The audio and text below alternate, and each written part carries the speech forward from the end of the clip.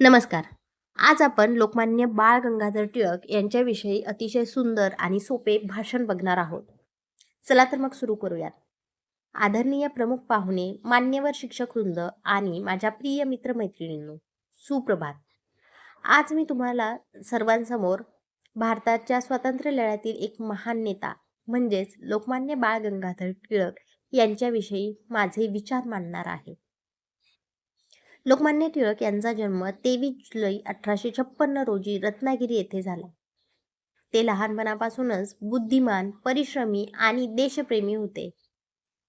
त्यांनी शिक्षण पूर्ण केल्यानंतर समाजजागृतीसाठी शिक्षण आणि पत्रकारिता या क्षेत्रात मोठे योगदान दिले.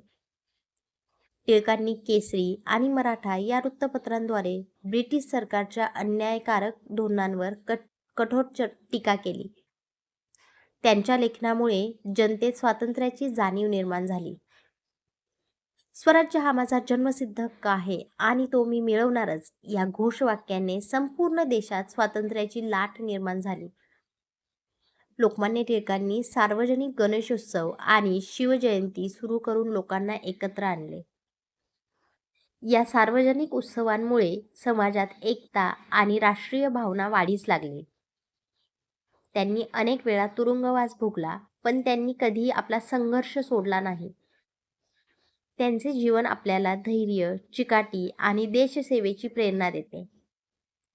मित्रांनो, आपणही लोकमान्य टिळक यांच्या आदर्शांचे पालन करून देशाच्या प्रगतीसाठी कार्य केले पाहिजे. शेवटी मी एवढंच म्हणेन, देशासाठी जगणे आणि देशासाठी लढणे हीच खरी देशभक्ती आहे. हा व्हिडिओ थोडा जरी हेल्पफुल झाला असेल तर लाईक करा आणि असेच नवनवीन व्हिडिओ बघण्यासाठी आपल्या चॅनलला सबस्क्राईब करा. Thank you so much for watching.